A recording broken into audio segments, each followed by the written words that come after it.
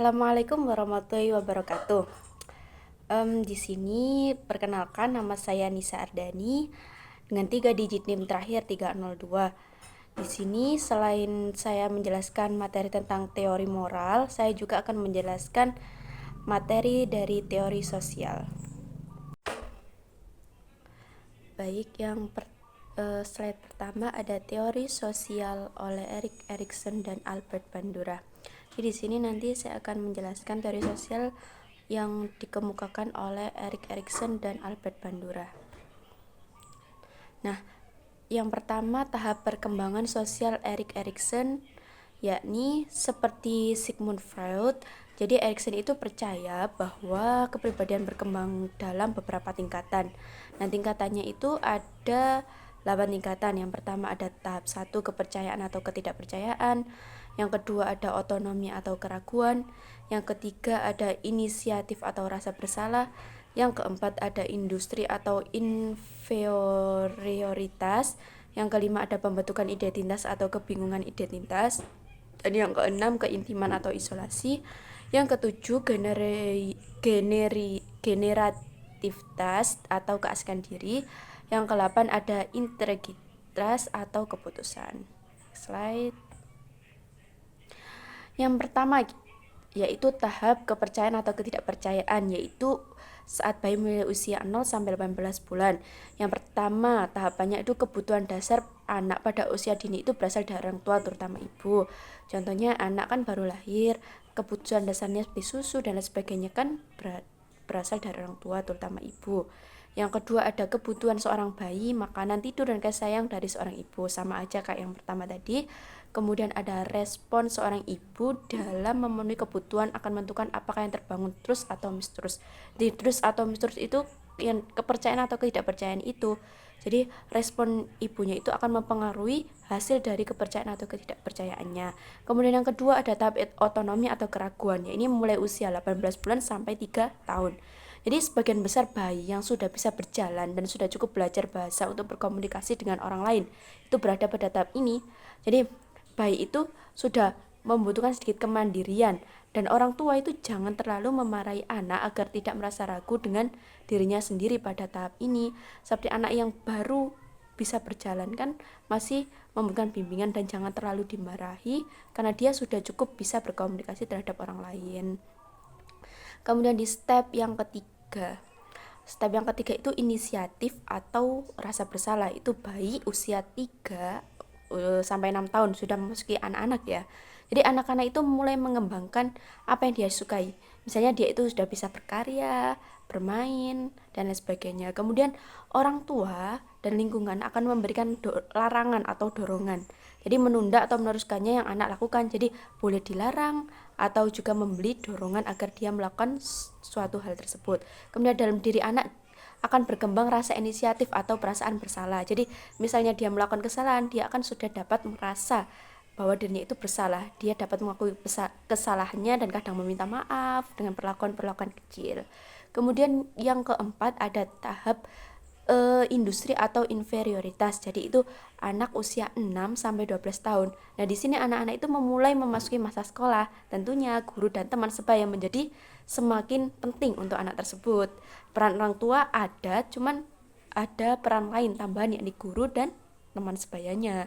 Kemudian anak akan merasakan tuntutan atau kewajiban dari sekolah. Jadi anak itu harus diajarkan untuk mulai mengamalkan peraturan dari sekolah, dan kesuksesan dan kegagalan akan mengakibatkan seorang anak mengalami rasa industri atau inferioritas. Jadi anak akan sudah dapat merasakan, mulai menemukan apa itu kegagalan, arti kegagalan, dan rasa kesuksesan. Kemudian ada yang kelima, tahap kelima itu pembentukan identitas atau kebingungan identitas. Nah, ini usia remaja, usia 12 sampai 18 tahun.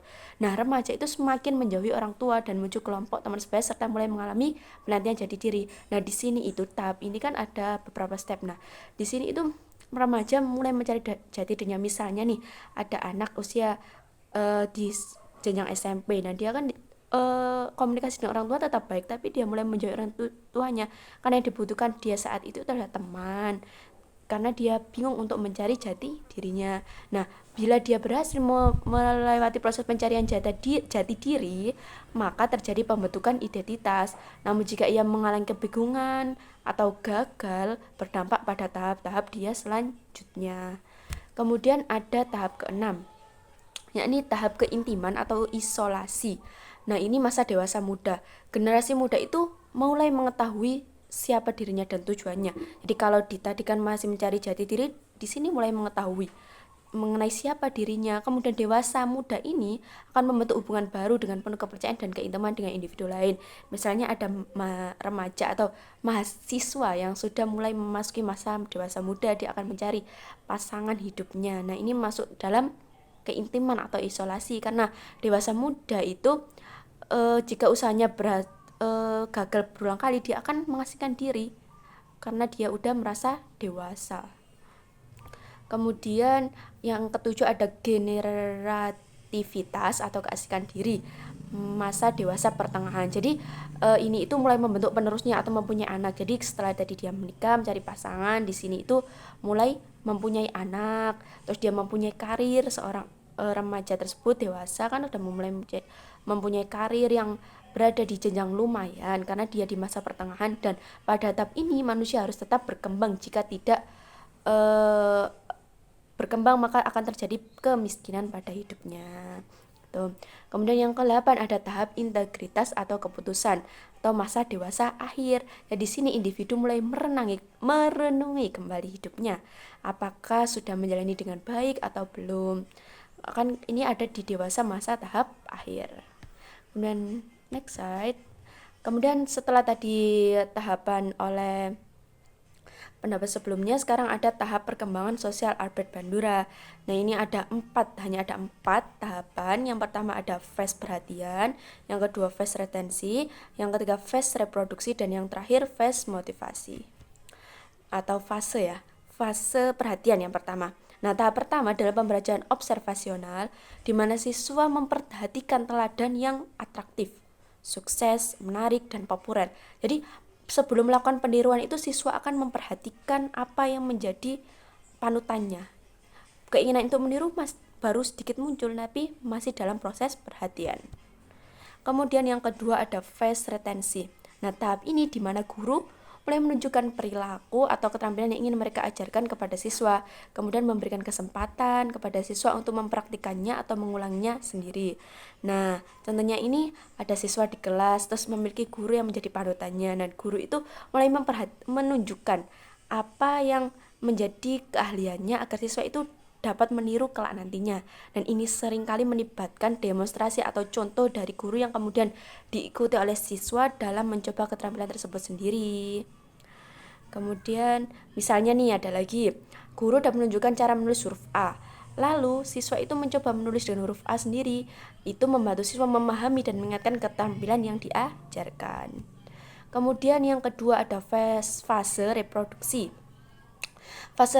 Yang ketiga fase reproduksi merupakan komponen penting dalam teori belajar sosial Albert Bandura. Jadi ini komponen paling penting di mana individu itu mencoba jadi meniru. Kalau tadi kan baru ditunjukkan aja di fase retensi, fase perhatian, retensi baru mulai, dan ini tuh mencoba, dia benar-benar mencoba dari meniru perilaku yang telah mereka amati dari modelnya. Contohnya misalnya modelnya itu guru, dan pas ini siswa itu secara aktif praktikkan apa yang telah mereka pelajari dan menerima umpan balik atas performanya atau atas peniruannya. Beberapa yang bisa diperhatikan pada fase reproduksi itu ada umpan balik positif dan umpan balik negatif.